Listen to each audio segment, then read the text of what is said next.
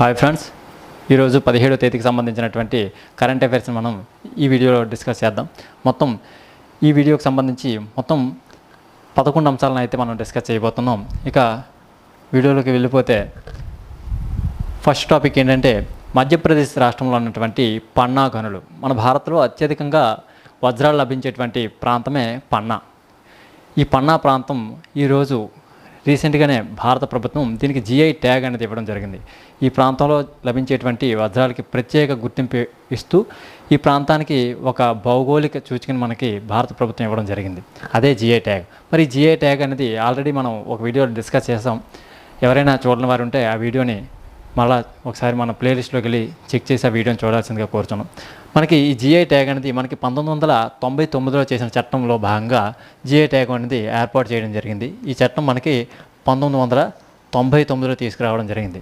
ఇది 2003లో నుండి అమల్లోకి రావడం జరిగింది. దీనిలో భాగంగా ఫస్ట్ టైం భారత్లో జిఐ ట్యాగ్ పొందినటువంటి ఉత్పత్తి ఏదంటే డార్జిలింగ్ టీ. పశ్చిమ బెంగాల్ రాష్ట్రానికి చెందినటువంటి డార్జిలింగ్ టీ ఏదైతే ఉందో అది ఫస్ట్ టైం జిఐ ట్యాగ్ అని పొందడం జరిగింది.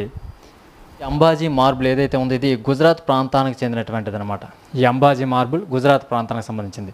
పన్నా మధ్యప్రదేశ్ రాష్ట్రానికి సంబంధించింది అనమాట. ఈ పన్నా గనులకి ఇటీవలే జిఐ ట్యాగ్ ఇవ్వడం జరిగింది. ఇక ఈ మార్బుల్ ఏదైతే ఉందో గుజరాత్లో అంబాజీ మార్బుల్ అనేది కూడా జిఐ ట్యాగ్కి అర్హత పొందిందనమాట. జిఐ ట్యాగ్ ఇవ్వడం జరిగింది.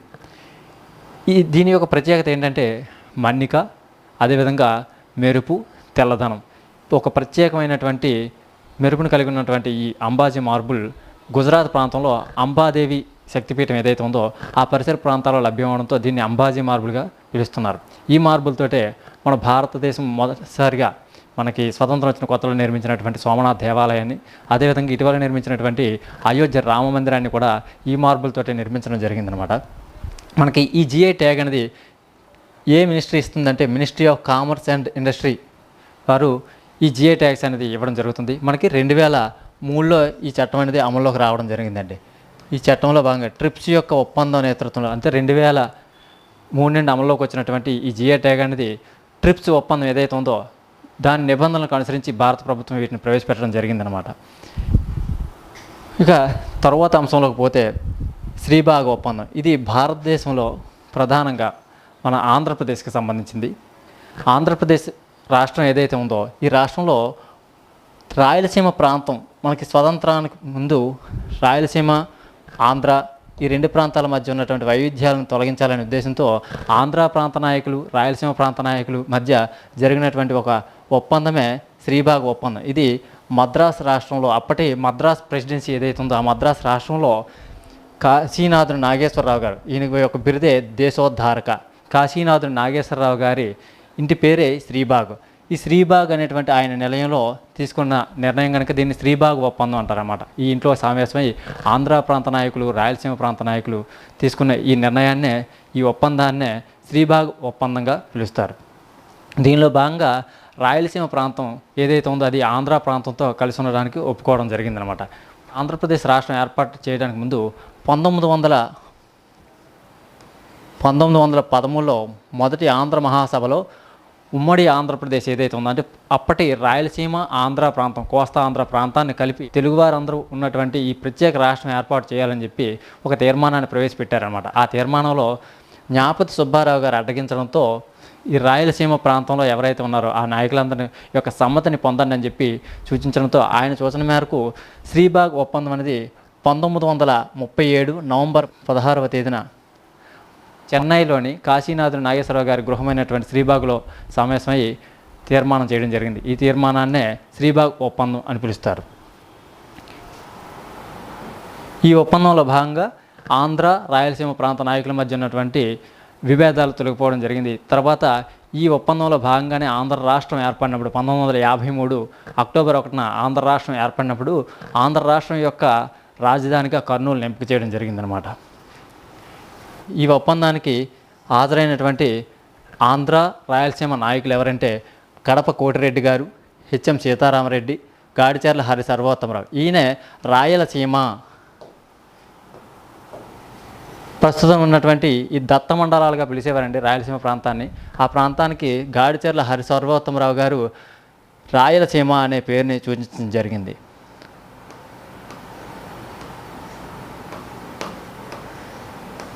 రాయలసీమ అనే పేరు పెట్టినటువంటి వ్యక్తి గాడిచర్ల హరి సర్వోత్తమరావు గారు. ఇక కల్లూరు సుబ్బారావు, ఈయన రాయలసీమ కురువృద్ధుడిగా కూడా పిలుస్తారు. ఈ ఐదుగురు, వరదాచారి మొదలైన ఈ ఐదుగురు రాయలసీమ తరపున ఈ శ్రీబాగు ఒప్పందంలో పాల్గొనడం జరిగింది. ఇక ఆంధ్ర ప్రాంతం నుండి కాశీనాథన్ నాగేశ్వరరావు గారు, కొండా వెంకటప్పయ్య, ఈయనగే ఆంధ్ర తిలక్ అనే బిరుదు కూడా ఉందండి. ఈ కొండా వెంకటప్పయ్య, భోగరాజ్ పట్టాభి సీతారామయ్య మొదలైన వాళ్ళు ఈ శ్రీబాగు ఒప్పందంలో పాల్పంచుకోవడం జరిగింది. ఇక ఇటీవలే ఒక తెలుగు అధికారి రాజస్థాన్ యొక్క ప్రధాన కార్యదర్శిగా ఎన్నికయ్యారు. ఆయనే ఐఏఎస్ అధికారి అయినటువంటి శ్రీనివాస్ ఓరుగంటి. ఈయన రాజస్థాన్ యొక్క ప్రభుత్వ ప్రధాన కార్యదర్శిగా నియమించబడటం జరిగింది. అదేవిధంగా కాగ్గా ఎన్నికైనటువంటి ఆంధ్రప్రదేశ్కి చెందినటువంటి వ్యక్తి ఎవరనేది కామెంట్ సెక్షన్లో కామెంట్ చేయండి. ఇక నెక్స్ట్ టాపిక్లోకి మనం వెళ్ళిపోతే, ఆంధ్రప్రదేశ్ రాష్ట్రానికి చెందినటువంటి కేంద్ర సాహిత్య అకాడమీ ఏదైతే ఉందో అది ప్రకటించిన అవార్డులు ఇద్దరికి లభించింది. మన ఆంధ్రప్రదేశ్కి చెందినటువంటి ఇద్దరు వ్యక్తులకి కేంద్ర సాహిత్య అకాడమీ యువ పురస్కారం, బాల పురస్కారం రెండు కూడా భరించడం జరిగింది. ఈ పురస్కారాల్లో భాగంగా కేంద్ర సాహిత్య అకాడమీ ఈ సంవత్సరానికి 2025 సంవత్సరానికి గాను 24 మందికి అవార్డులను ప్రకటించిందన్నమాట. అందులో భాగంగా ఆంధ్రప్రదేశ్కి చెందినటువంటి యువ పురస్కారం, బాల పురస్కారం ఆంధ్ర రాష్ట్రానికి చెందినటువంటి ఇద్దరు వ్యక్తులకు లభించింది. ఆ ఇద్దరు ఎవరంటే, ఒకరు ప్రసాద్ సూరి, ఈయన కేంద్ర సాహిత్య యువ పురస్కారానికి ఎంపికైన జరిగింది. ఈయన రాసినటువంటి మైరావణ,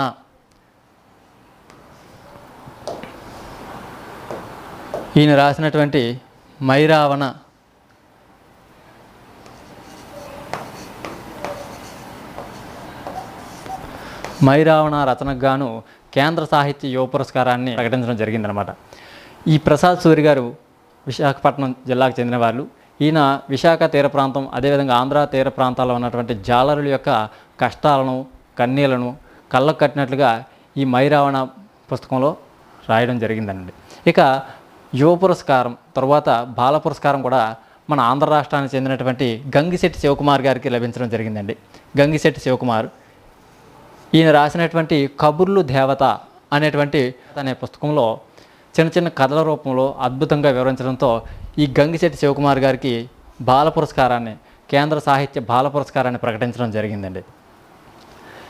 ఇక ఈ పురస్కారానికి ఎంపికైన వ్యక్తులకి 50,000 రూపాయల నగదు, అదేవిధంగా కేంద్ర సాహిత్య అకాడమీ ఇచ్చేటువంటి ఒక సీల్డ్ని ఇవ్వడం జరుగుతుందండి. ఒక ప్రశంసాపత్రంతో పాటు ఇవ్వడం జరుగుతుంది. ఇక నెక్స్ట్ మనం గమనించినట్లయితే 3వ సైనిక భారత వారసత్వోత్సవానికి ముఖ్య అతిథిగా సంజయ్ సేత్ గారు, ఇది ఢిల్లీలో జరిగింది. ఢిల్లీలో జరిగినటువంటి ఈ కార్యక్రమానికి సంజయ్ సేత్ గారు హాజరవడం జరిగిందనమాట. రక్షణ సహాయ మంత్రి ఈయన ఢిల్లీలో జరిగినటువంటి ఈ కార్యక్రమానికి హాజరవడం జరిగింది. దీనిలో భాగంగా ఈ కార్యక్రమం ఎందుకు చేశారంటే, ఆధునిక రక్షణ సాంకేతికత ఏదైతే ఉందో దానికి ప్రాధాన్యత ఇస్తూ ఈ రక్షణ దళాలను బలోపేతం చేయాలనే ఉద్దేశంతో ఢిల్లీలో ఈ సమావేశం ఏర్పాటు చేయడం జరిగింది.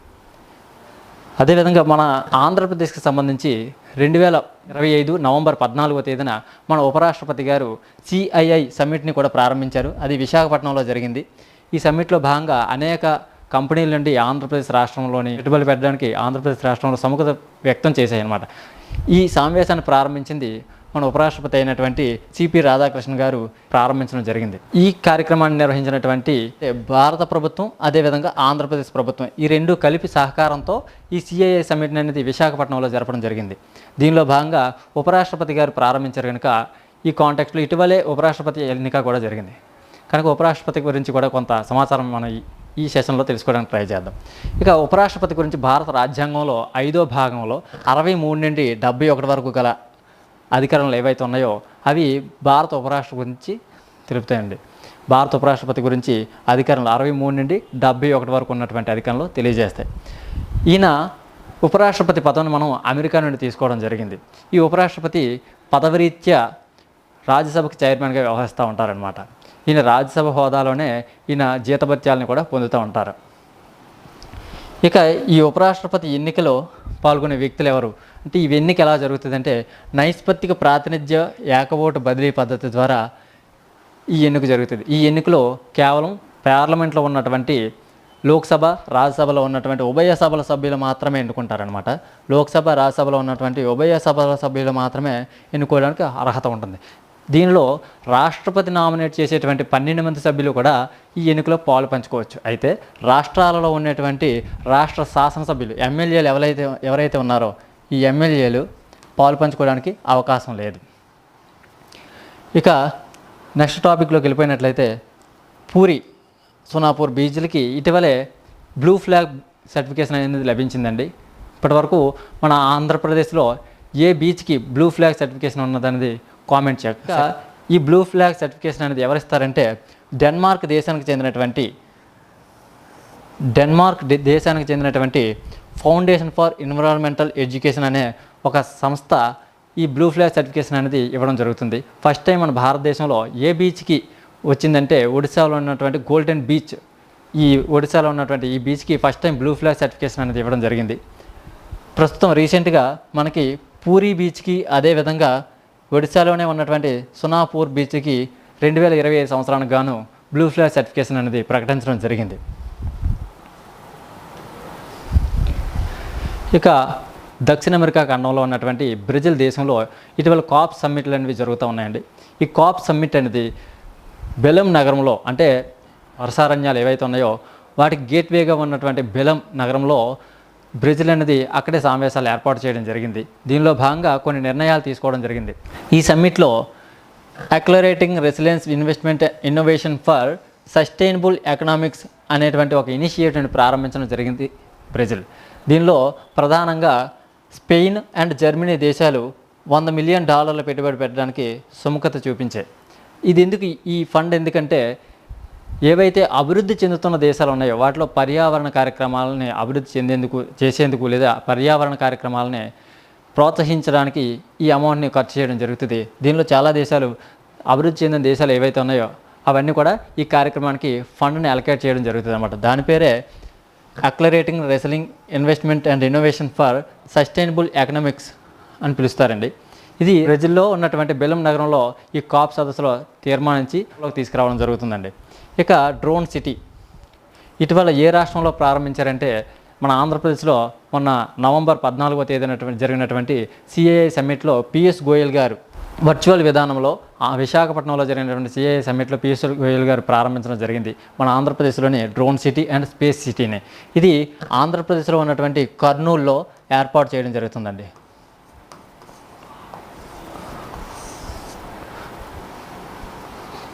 కర్నూలులో ఏర్పాటు చేయడం జరుగుతుందండి ఈ స్పేస్ సిటీ అండ్ డ్రోన్ సిటీని. ఇదండి ఇప్పటివరకు ఉన్నటువంటి సమాచారం. మరింత సమాచారం కోసం ఈ ఛానల్ సబ్స్క్రైబ్ చేయండి, లైక్ చేయండి, షేర్ చేయండి. అదేవిధంగా ఇక్కడ కనిపించేటువంటి పీడిఎఫ్ని మీరు పొందాలనుకుంటే కింద కనిపించేటటువంటి డిస్క్రిప్షన్లో జాయిన్ అయ్యి ఆ ఛానల్ ద్వారా మీరు జాయిన్ అయ్యి మీకు ప్రిపరేషన్ కావాల్సినటువంటి ఈ మెటీరియల్ మొత్తాన్ని పొందగలరు.